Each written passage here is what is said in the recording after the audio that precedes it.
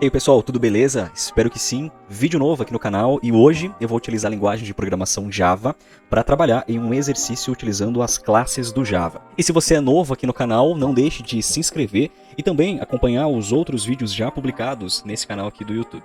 E no final do vídeo de hoje eu vou deixar dois cards, um com o último vídeo utilizando Java e também a nossa playlist com a série Programação Sem Mistério, trazendo diversas linguagens e também diversos tipos aí de exercícios. Muito bem, eu vou soltar a vinheta e na sequência eu já volto com a tela do meu computador para a gente começar a resolver o exercício Need for Speed.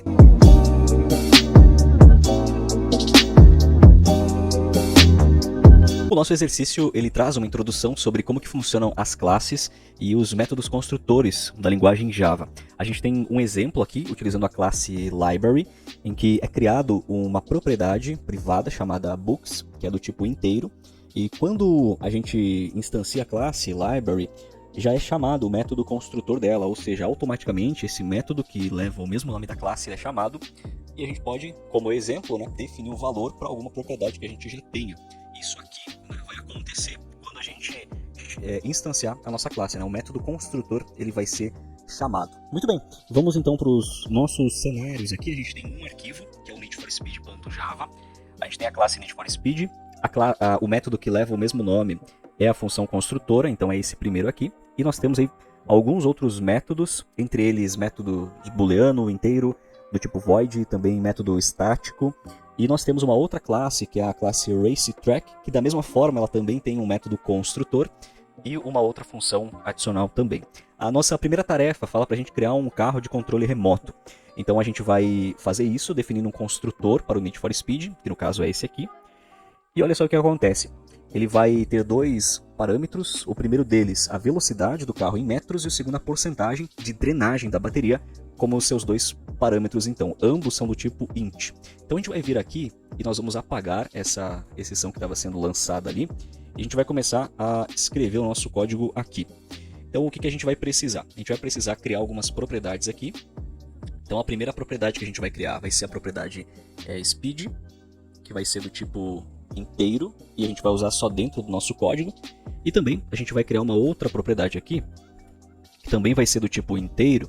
E aí perceba o seguinte, aqui está falando sobre drenagem de bateria. Então significa que a bateria ela vai ser drenada. Se nós olharmos um pouco mais para cima, nas instruções de utilização, nós temos a informação que cada carro tem sua própria velocidade, características de drenagem da bateria. E olha a informação importante, os carros começam com baterias completas. Então nós vamos definir uma variável aqui, uma propriedade, que represente a bateria em seu estado completo, no seu 100%. Então eu vou escrever aqui battery complete. Não vai ficar interessante esse nome, porque como vai acontecer a drenagem da bateria, a gente pode utilizar um outro nome, battery state, seria o estado da bateria. Qual o estado da bateria, o quanto que tem na bateria. Vamos pensar dessa forma. E aí, o que a gente vai fazer? Quando a gente está aqui na tarefa 1, a gente receber esses valores por parâmetro, a gente vai chamar essas propriedades que a gente acabou de criar e nós vamos atribuir esses valores. E aí, a gente vai chamar esse battery state, e ao invés de somente atribuir o valor da drenagem, a gente vai diminuir, retirar do estado da bateria o quanto que drenou. Então seria dessa forma, menos igual e battery drain. Aí, dessa forma. Vamos executar os testes aqui para a gente perceber se a gente consegue dessa forma. Falta um this aqui, o this aqui, para a gente poder colocar. Deixa eu colocar aqui. Beleza. Vamos executar os testes aqui novamente. Agora, retirando do 100. E aí, o que acontece?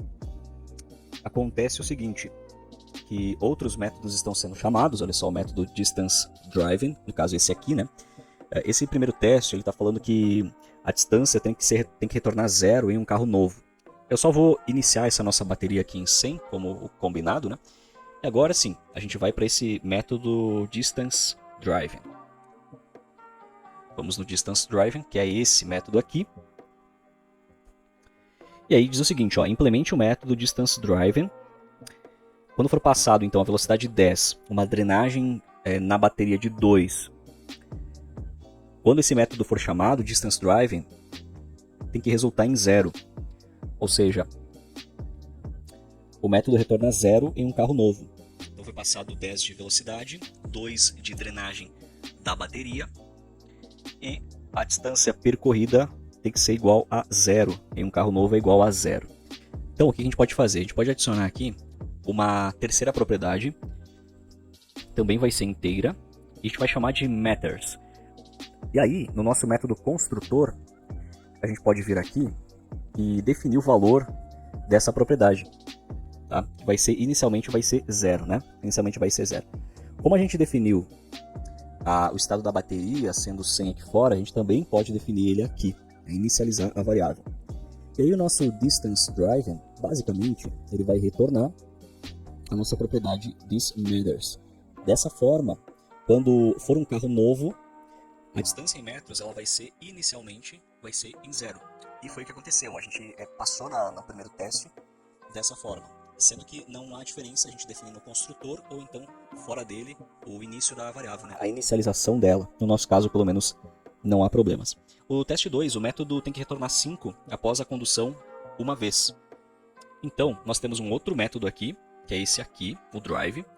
E olha o que aconteceu. A gente tem o valor da velocidade como 5, a drenagem da bateria como 1. E quando foi chamado, então, o método drive, a gente deveria receber o valor 5. Então, pilotou uma vez, nesse caso pilotou uma vez, teria que retornar 5. Então, a gente pode nesse drive retornarmos a velocidade, né? Se a gente retornar a velocidade, sempre que ele for chamado, ele vai retornar o valor que foi passado no primeiro argumento ali, né? No primeiro parâmetro, melhor dizendo. Bom, o que aconteceu aqui? A nossa função ela é do tipo void, então nós não podemos ter uma instrução de retorno aqui. Se nós tivermos uma instrução de retorno, deixa de ser uma função do tipo void. Então, basicamente, o que a gente vai fazer aqui é a gente acionar o nosso método aqui de pilotagem, né? E a gente vai atribuir o speed para ele. E vamos executar aqui. Lembrando que eu não estou retornando nada agora, porque não é necessário. A ideia da função que é do tipo void não é de retornar algo, é de executar alguma lógica, seja ela de atribuição de valores ou coisas similares. Beleza, ele diz que houve um problema, né? O que a gente pode fazer aqui agora é o seguinte. A gente chamar o nosso matters e a gente somar a velocidade, porque conforme a gente for percorrendo, a velocidade ela é representada em metros. Então, conforme a gente for definindo a velocidade, a gente vai ajustando isso também no nosso... também na distância, né? Foi percorrido com uma velocidade de 5 metros, então a gente atribui isso à variável metros, né? E a gente consegue resolver ela. Bom, aqui a gente passou então no teste 2 também. E agora a gente precisa que o método distance driven, ele retorne a distância correta após a condução de várias vezes. Então o que aconteceu aqui? Foi passada uma velocidade de 9 no primeiro parâmetro, uma drenagem de bateria de 50, e aí foi chamado 3 vezes o método drive. Só que está falando pra gente que após chamar 2 vezes, nessa circunstância aqui, né? Após chamar 2 vezes, não pode ser bem sucedido a terceira chamada. Por quê? Lembra que a gente viu no exercício que as baterias começam em 100%? Nesse caso aqui, cada vez que ocorrer a pilotagem, né, o drive, cada vez a bateria drena em 50. Então, se nós temos 100 e cada vez drena 50, a gente só consegue pilotar 2 vezes. A terceira não pode ser bem sucedida. E aqui o que é esperado é que seja 18. Então, é esperado que a distância aí seja de 18. A gente precisa retornar de uma forma correta, né? Então, a gente vai precisar usar agora de um outro método, que é o método Battery Drained, que é esse método aqui. O exercício ele não fala pra gente usar, o teste não fala pra gente usar, mas de uma maneira lógica, a gente, olhando que a gente tem um método que diz se a bateria já está toda drenada ou não, faz sentido a gente usar, porque se a gente tentar pilotar mais vezes do que a capacidade da bateria vai dar problema. Então, tendo esse método controle da drenagem da bateria, isso vai ser útil para nós. Então, o que esse método Battery Drained ele vai verificar? Ele vai retornar pra gente se o battery state ele é maior ou igual, se ele é maior ou igual a quantidade de bateria que está sendo passada, né? A quantidade que está sendo passada. Então, como que a gente vai verificar isso, né? A gente pode então colocar aqui que ele é maior do que 0, tendo bateria, ele vai funcionar. Mas a gente precisaria de uma outra coisa aqui. Você entende que aqui no construtor, olha só, eu tenho um momento aqui no construtor em que eu já pego o estado atual da bateria, eu já reduzo a quantidade que foi passada, né? Só que seria interessante a gente ter um outro esquema aqui para a gente poder gravar realmente o que foi passado na bateria, né? Porque, olha só, o que eu preciso aqui nesse método aqui? Eu preciso verificar, não que ele seja maior que zero, mas eu tenho que verificar se o estado atual da bateria ele é maior ou se ele é igual ao battery drain, que é a quantidade de bateria que é drenada a cada pilotagem. Só que eu não posso passar dessa forma, porque isso aqui não está acessível para mim nesse outro método. Então eu vou precisar criar aqui uma outra propriedade, pode ser private também, e eu vou chamar battery drained, e não vou inicializar ela, e aqui dentro do nosso construtor eu vou chamar então esse battery drained e eu vou atribuir o battery drain. Agora sim, agora eu consigo usar essa propriedade aqui, que é o valor que foi passado, né, de drenagem, nesse local aqui para poder fazer a comparação. Olha só, esse battery state aqui também tem o this aqui. Agora sim, então aqui a gente consegue validar se a bateria está totalmente drenada ou não, né? Então, ela está totalmente drenada quando? Se ela está drenada ou se ela não está drenada. Bom, se o nosso battery state, que é o estado atual, ele é maior ou igual ao que vai ser drenado, então vai funcionar. Se não, não. E para a gente melhorar o aspecto dessa comparação, vamos fazer ao contrário aqui, ó. Vamos verificar se o nosso estado atual da bateria ele é menor do que o que vai ser drenado. Dessa forma, isso aqui retorna verdadeiro. E aí, o que a gente faz? A gente vem nesse nosso método aqui, no drive, e a gente coloca um if aqui, uma condição. A gente só vai executar esse método se for falso que a bateria está totalmente drenada. Então, é só nesses casos, nesse caso aqui, que a gente vai retornar, ou melhor, vai fazer a atribuição da distância. A gente vai falar que ocorreu uma distância, né? Uma distância X foi percorrida, só nesse caso. Então, a gente vai executar agora os testes para a gente verificar se isso aqui faz sentido dentro do conjunto de testes que a gente tem ou que a gente precisa, né? Olha só, ele mostrou aqui que ele estava esperando 18. Olha só, ele esperava 18, mas ele obteve o 27. E agora a gente vai precisar entender o porquê que retornou 17 e não os 18 que ele esperava. Ele chama o método drive, que seria esse drive aqui. E a distance driven, que está retornando this matters, ele precisaria, nesse caso, estar retornando 18, né? Porque ele anda duas vezes. A gente está usando aqui no construtor, e perceba que eu estou pegando o estado atual da bateria e eu estou subtraindo o que vai ser drenado. Mas percebe que essa subtração aqui, ela tem que acontecer somente se a bateria não estiver totalmente drenada. Porque se já estiver totalmente drenada, aí nós não podemos retirar de onde não tem. Então, esse teste aqui em cima, eu vou simplesmente pegar ele e vou mover para outro local, que seria aqui. Olha só. Que agora eu só dreno a bateria se realmente tem algo para drenar. Então, nesse sentido, se a gente executar agora, é muito provável que ele vá fazer sentido dentro do contexto do teste que nós temos aqui.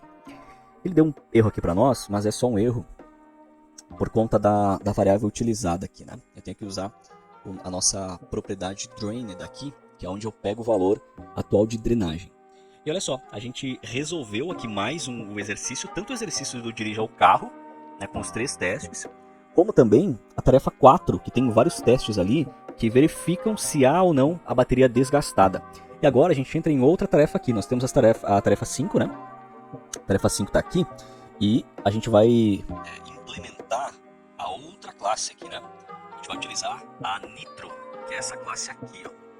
E aí, para isso, nós vamos lá nas instruções para a gente verificar o que essa tarefa ela passa para nós. Olha só. Então, o carro de controle remoto mais vendido é o Nitro, que tem uma velocidade máxima impressionante, 50 metros, com um dreno de bateria de 4%. Implementar a estática, que é o método para retornar esse tipo de carro. Legal. Então, o que a gente tem aqui? Agora, a gente vai trabalhar com um método diferente, um método do tipo estático. O que acontece no método do tipo estático? Quando nós temos um método estático, a gente não precisa instanciar a classe. Tanto é que é verdade que se você olhar aqui no exemplo, olha só, a gente tem uma variável chamada de car e ela recebe o Need for Speed já acessando o método Nitro. Se você se lembra, nas outras ocasiões, a gente sempre tinha essa escrita aqui, né? A variável, o nome dela e o new Need for Speed passando os construtores. Quando a gente utiliza um método estático, isso não é necessário fazer mais. A gente pode acessar o método diretamente sem ter a necessidade de instanciar a classe. Então, a tarefa fala pra gente algumas coisas interessantes aqui, ó. Fala que a gente tem uma velocidade em metros e uma bateria de 50 metros e um dreno é de 4%. Então, basicamente, a gente vai vir aqui e já passar os valores, olha só, 54. Beleza? E vamos executar o teste por aqui. Muito bem, a gente resolveu a tarefa aqui de criar o carro de controle remoto. Inclusive, os outros testes que a gente já fez anteriormente, eles também passaram, eles também funcionaram. Então a gente vai seguir por aqui na nossa leva aí dos testes. A gente está na tarefa 6. Vamos ver o que a tarefa 6 fala para nós aqui.